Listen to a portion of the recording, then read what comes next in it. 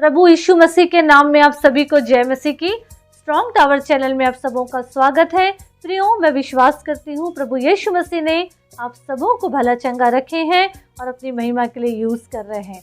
आइए हम वचन में जाएं। बाइबल में हम दो चीज़ों को बार बार देखते हैं और वो क्या है कि प्रभु के भय में रहिए और उसके आज्ञा को माने। तो आज कितने लोग इन बातों में चल रहे हैं? आज के जनरेशन में ये बात तो बहुत दूर की है। आज तो लोग संगति में भी नहीं बैठने मांग रहे। घर में बाइबल है, शोकेस में रख रहे हैं। बाइबल का ढेर लगा है लेकिन उसको उठा के पढ़ने वाला कोई नहीं। ना माँ बाप पढ़ रहे, ना औलाद पढ़ रहे। आज माँ बाप बिजी, बच्चे अपने फेसबुक में बिजी, इंस्टाग्राम में बिजी, रोड में लेट लेट के बैठ के फोटो खींच रहे हैं, पिक्स ले रहे हैं, इसमें डाल रहे हैं, उसमें डाल रहे हैं, लाइक पे लाइक मिल रहा है, उनको पसंद किया जा रहा है। आज शैतान लोगों को यूज कर रहा है, उनकी चीजों को और शेयर करके और जिंदगियां बर्बाद हो रही है। आज ऐसा हाल है कि आज लोग किनारे अगर कोई फोटो खींचने के लिए लेटा है रोड के, तो दूसरा बोलेगा मैं बीच में खड़े होऊंगा। आज ऐसे ऐसे हालात बन गए हैं कि बुद्धि सबकी भ्रष्ट कर दिया है हाकिम ने संसार के। ऐसे हालात में आज जबकि हर तरफ लोग रिझा रहे हैं, हर तरफ लोग बहक रहे हैं, शैतान ने प्रभु यीशु मसीह को भी संसार का वैभव दिखाया था, लेकिन प्रभु यीशु ने उसे डांट दिए, भगा दिए। क्या ये सामर्थ्य, ये आत्मा हमारे अंदर है? इस संसार की बातें, लुभाने वाली बातें हम अपने जीवन से अलग करें ताकि हमारा जीवन, परिवार, हमारी पीढ़ी बच सके। क्या हम डर रहे हैं परमेश्वर की बातों से? क्या हम डर रहे हैं उसकी सजाओं से? क्या हम उसकी आज्ञा में हैं? प्रियो, अगर हम भजन संहिता 112 पढ़ते हैं तो उसके पहले पद से देखेंगे कि जो पुरुष यहोवा का भय मानता और उसकी आज्ञाओं से अति प्रसन्न रहता है। यहाँ शब्द क्या लिखा है? अति प्रसन्न। अति प्रसन्न का मतलब बहुत खुश। क्या ये जनरेशन में ये बात लागू हो रही है? नहीं हो रही, क्योंकि लोग ने पूरी तरीके से बर्बादी के रास्ते पे चलने की ठान लिए। नर्क में चले जाएंगे लेकिन अपने मन को नहीं फिराएंगे। क्यों? क्योंकि हमारा जीवन में हमको इसी में खुशी मिलती। और जो इन बातों पे ध्यान देगा, प्रभु के भय भक्ति में, उसकी आज्ञा में चलेगा प्रियो, तो कितनी बातें उसके जीवन में फलेगी। आगे हम देखेंगे वो पृथ्वी पर पराक्रमी होगा, उसकी संतान, उसके वंश आशीषित होंगे। उसको उधार मांगना नहीं पड़ेगा, उसको किसी के आगे झुकना नहीं पड़ेगा, वो ये दे दे वो दे दे, संसार की चीजें मांगना नहीं पड़ेगा। वो इतना परफेक्ट हो जाएंगे कि वो लोग उनको हिला नहीं सकते। अगर हम उसी भजन 112 6 7 पद पढ़ेंगे, वह तो सदा तक अटल रहेगा, धर्मी का स्मरण सदा तक बना रहेगा। वह बुरे समाचार से नहीं डरता, उसका हृदय यहोवा पर भरोसा रखने में स्थिर है। 8वें पद में लिखा है, उसका हृदय संभला हुआ है, इसलिए वह ना डरेगा, वरन अपने शत्रुओं पर दृष्टि करके संतुष्ट होगा। इसका मतलब ये हुआ कि जो ये दो बातों में अमल करेगा, उसके जीवन में कितनी भी मुश्किलात आए, कितने भी लोग दबाने की कोशिश करे और कितना भी प्रभु से दूर करने की कोशिश करे, वो इंसान कभी नहीं हटेगा, क्योंकि वो स्थिर हो चुका है। स्थिर का मतलब होता है जड़वंत, और जड़ पकड़ लिया है। उसका हृदय इधर उधर चीजों में भटकेगा नहीं, अब इधर उधर संसार की बातों में भटकेगा नहीं, क्योंकि उसका हृदय स्थिर हो गया है। वचन कह रहा उसका हृदय संभला हुआ है, कोई उसको धोखा नहीं दे सकता।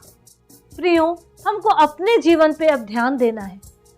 क्या हम वो इंसानों में हमारी गिनती है जो प्रभु की व्यवस्था से, उसकी आज्ञाओं से अति प्रसन्न होता है? क्या हमारा जड़ नीचे अच्छा पकड़ बना लिया है?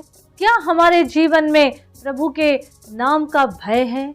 अगर ऐसा है, अगर ऐसा रहेगा, तो प्रभु हमारे जीवन को पकड़े रहेंगे। हमारे ज़बान से कुछ बात नहीं निकलेगा, किसी भी बातों की लालसा नहीं करेंगे, लेकिन वो चीज़ हमारे जीवन में पूरी होती चली जाएगी। उन लोगों की तरह नहीं कि इसके उसके संसार की चीज़ों को कमाने के लिए, पाने के लिए अपने जीवन को बर्बाद करते चले जा रहे हैं और उस चीज़ों में इतना उलझ चुके हैं, कमाने खाने और सुख की चीज़ों को बटोरने में, कि आज उन्होंने प्रभु को छोड़ दिया।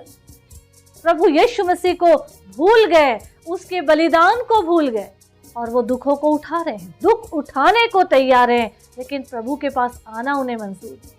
लेकिन जो प्रभु के लोग हैं, जिनकी संख्या मात्र गिनतियों में है, उनके ऊपर परमेश्वर की आशीष फलती रहेगी। ये और बात है कि किसको कैसी बुलाहट है।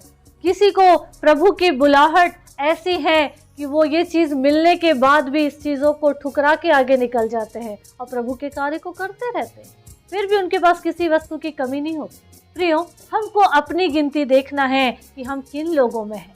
क्या संसार की बातों के पीछे भाग रहे हैं प्रभु को छोड़कर, या संसार में होकर भी हम संसार के नहीं लेकिन प्रभु के साथ आगे बढ़ रहे हैं। और अगर हमारा जीवन ऐसा है प्रियो, तो आखिरी पद क्या कहता है, 10वें पद में क्या लिखा है कि दुष्ट इसे देखकर कुढ़ेगा, वो दांत पीस पीस कर गल जाएगा, वो दांत पीस पीस कर गल जाएगा और उसकी लालसा पूरी नहीं करेगा। वो बुराई चाहेगा कि प्रभु के इस जन की बुराई हो, अरे उसको तो कुछ करने की ज़रूरत नहीं है, वो तो प्रभु में आगे बढ़ रहे हैं, उनके पास हर चीज़ है, प्रभु हर चीज़ उनको दे रहा है, वो मांगते भी नहीं और सब कुछ है। कुड़कुड़ करेगा, जलन रखेगा, द्वेष रखेगा, ईर्ष्या करेगा और उसका बुरा चाहेगा। हो सकता है श्राप पे श्राप देता चला जाए, लेकिन प्रभु के जन पर एक भी उसकी तरफ से कहा हुआ श्राप या बुराई नहीं आएगी, उल्टा वो उसी के ऊपर लौटेगी। क्योंकि प्रभु के लोग आशीष देना जानते हैं, उनकी सब बातें मिलाकर भलाई को ही उत्पन्न करती है कि सबका भला हो। क्योंकि वचन कहता है जो गड्ढा खोदेगा वो उसमें गिरेगा। तो आज हमको ये समझना है प्रभु की बुलाहट को हम कैसे इस्तेमाल कर रहे हैं। क्या हम प्रभु के भय में हैं, उसकी आज्ञा में हैं या नहीं। अगर नहीं तो आज से अपने जीवन को प्रभु के हाथों में सौंपिए, प्रभु के हाथों में सौंपकर प्रभु के चरणों में आइए। आज अपने जीवन में वो पश्चाताप करिए ताकि वो पश्चाताप से हमारा जीवन बदल जाए और हम प्रभु की महिमा का कारण बने। सच में हम उस खुदा के भय में रहें, उसकी आज्ञा में रहें और उसी के साथ आगे बढ़ें। हम उस कोड़ियों की तरह ना बने जो 9 कोड़ी जो कि नहीं आए प्रभु के पास, लेकिन वो इकलौता एक कोड़ी बचा था जो प्रभु के पास आया, उसको धन्यवाद दिया क्योंकि वो आज़ाद हो गया था। हम मतलबी होकर प्रभु से अलग ना भागे, प्रभु के प्रेम की कीमत समझें। क्योंकि ये जनरेशन, ये युग में कोई सच्चा चाहने वाले नहीं मिलेंगे। हर कोई कुछ ना कुछ मतलब से ही चाहेंगे, मतलब से ही केयर करेंगे। पर हमारा प्रभु किसी बात की लालसा नहीं करता है। वो ये चाहते हैं कि हम अपना जीवन प्रभु को दें और प्रभु के साथ साथ आगे बढ़ें। प्रभु सिर्फ चाहते हैं कि हम अपनी जिंदगी उस प्रभु को दे दें जिन्होंने हमारे लिए अपने जान को दिया इसी जीवन के लिए, और वही जीवन हम शैतान को सौंपते हैं तो प्रभु दुखित होते हैं। अपने जीवन को प्रभु के भय में आगे बढ़ाइए, उसके संग रहिए, उसकी आज्ञा में रहिए और प्रभु की महिमा का कारण बनते चले जाइए, ताकि हमारे जीवन से कई लोग उद्धार को पाए और प्रभु के साथ राज करें। प्रभु यीशु मसीह इस वचन के द्वारा हम सबों को बहुतायत की आशीष दे। आमीन, आमीन।